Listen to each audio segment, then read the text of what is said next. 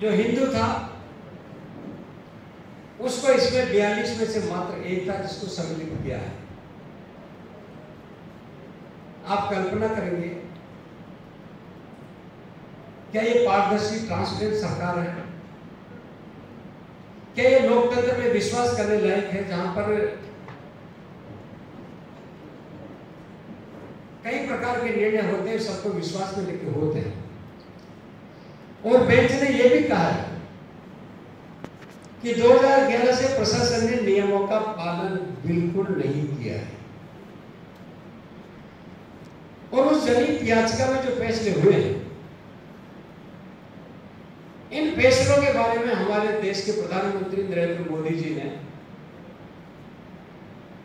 कई बार इस बात को संबोधित किया और कहा कि तुष्टीकरण की राजनीति इस देश में नहीं होने देंगे। लेकिन अब इसमें मोहर न्यायालय की लगी है और न्यायालय ने भी अब इस बात को माना है। मैं ये मानता हूं कि ओबीसी के आरक्षण के बारे में भारत सरकार हमेशा तत्पर रही है, प्रयासरत रही है। और 2017 की यदि हम बात करते हैं तो दिल्ली हाई कोर्ट की चीफ जस्टिस रोहिणी के लीडरशिप में एक उसका कमीशन बनाया। कमीशन बनाकर उनके कई प्रकार के जो विषय थे उनको ध्यान में रखने का काम किया है। इसलिए भारतीय जनता पार्टी की सरकार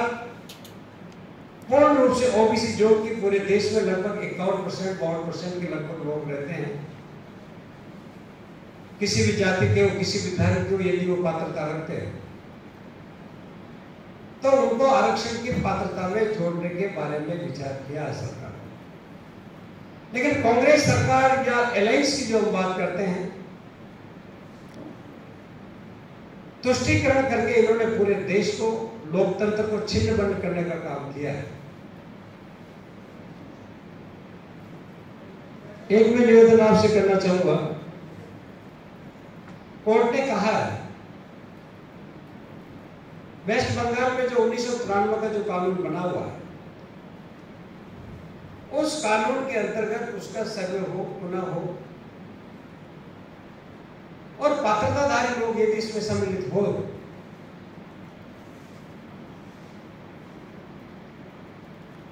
लेकिन दूसरी तरफ ममता जी बनर्जी ने कहा है कि मैं न्यायालय के आदेश को नहीं मानूंगी। ये हक धर्मिता है, ये लोकतंत्र का मजाक है, ये संविधान का मजाक है, ये न्यायिक निर्णयों का मजाक है। इसलिए जितनी भी इसकी निंदा की जाए उतनी निंदा भारतीय जनता पार्टी करती है और न्यायालय के फैसला का सम्मान भारतीय जनता पार्टी करती है। मित्रों, आज ऐसे विषय पर प्रेस कॉन्फ्रेंस की जा रही है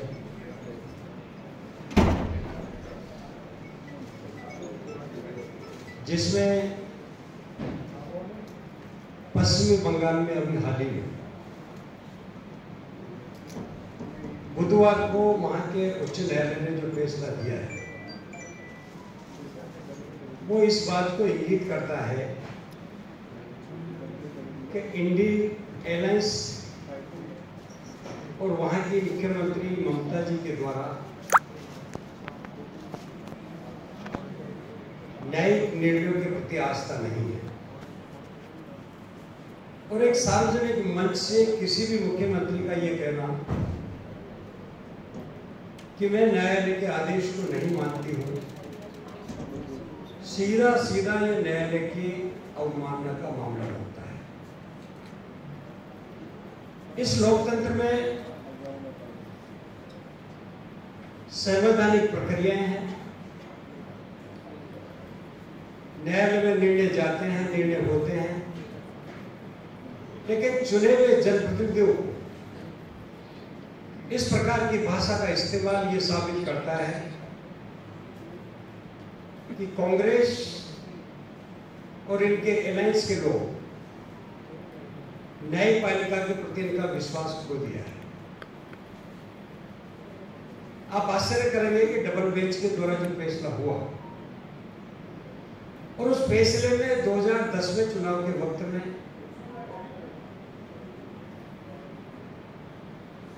ममता जी ने घोषणा की थी कि हम 10% आरक्षण मुस्लिमों को देंगे, जबकि आप ये सब जानते हैं कि बाबा साहब भीमराव जी अम्बेडकर और भारतीय संविधान में ये व्यवस्था की गई है, किसी धर्म विशेष के आधार पर कोई भी निर्णय नहीं होंगे, किसी धर्म विशेष को विशेष प्रोत्साहन नहीं दिया जाएगा, और यदि ऐसे असंवैधानिक निर्णय होता है तो मैं समझता हूं कि लोकतंत्र का अपमान है। यदि हम तथ्यों की तरफ जाएंगे तो अब तक कांग्रेस ने तुष्टीकरण की राजनीति करके देश में फूट डालने का काम किया है, और ये सिलसिला आज का नहीं है। अगर मैं आपसे बात करूं कि सबसे पहले 2004 में कांग्रेस सरकार ने रंगनाथ मिश्रा आयोग का गठन किया, इसी प्रकार के तुष्टीकरण के लिए। उसके बाद 2005 में कांग्रेस सरकार ने सच्चर कमेटी बनाई, 2006 में यूपीए सरकार के द्वारा अल्पसंख्यक मंत्रालय का गठन किया, और 2006 में माननीय मनमोहन सिंह जी ने भी संसाधनों का हक देने वाला बयान देकर ये साबित किया है कि ये एक समाज विशेष को, धर्म विशेष को, जाति विशेष को प्रलोभन देकर अपने वोट बैंक को मजबूत करने की कार्रवाई ये लोग कर रहे हैं। माननीय न्यायालय ने कहा है कि 2010 से 12 तक जितने भी आदेश इस संबंध में जारी हुए, उस पर टिप्पणी करते हुए न्यायालय ने यह कहा कि उस सबको जो आदेश जारी उनको विड्रॉ किया जाए, क्योंकि वह गैर संवैधानिक थे। और साथ ही यह भी कहा कि 2024 तक अब तक 5000 से ज्यादा ओबीसी के सर्टिफिकेट जो जारी हुए हैं, उनके बारे में भी प्रश्न कर किया गया है। और न्यायालय ने यह भी कहा कि यह फैसला पूर्ण रूप से राजनीतिक भावना से तत्कालीन सरकार के द्वारा लिया गया है, और सरकार एक जाति विशेष के लोगों को वोटों के लिए प्रलोभित करके, प्रलोभन दे करके अपनी पार्टी के पक्ष में मतदान को आगे बढ़ाने के बारे में लिया गया है। मैं समझता हूं ऐसा ऐतिहासिक फैसला, जिसके बारे में न्यायालय ने यह अभिशंसा की है, लिखा भी है, वहां का ओबीसी पिछड़ा आयोग जो बना हुआ है उससे राय तक नहीं ली गई। एक एग्जीक्यूटिव ऑर्डर जारी करके ऐसे आदेश जारी कर दिए गए हो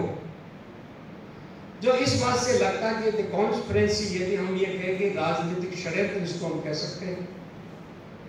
कि इन्होंने इसको छुपा कर तथ्य सामने तक नहीं रखे। और यदि सही मंशा थी तो मित्रों 22 वर्गों का वहां पर उस समय सर्वे हुआ, 42 वर्गों का सर्वे हुआ, और उसमें से 41 एक जाति विशेष के ही समुदाय को सम्मिलित किया गया।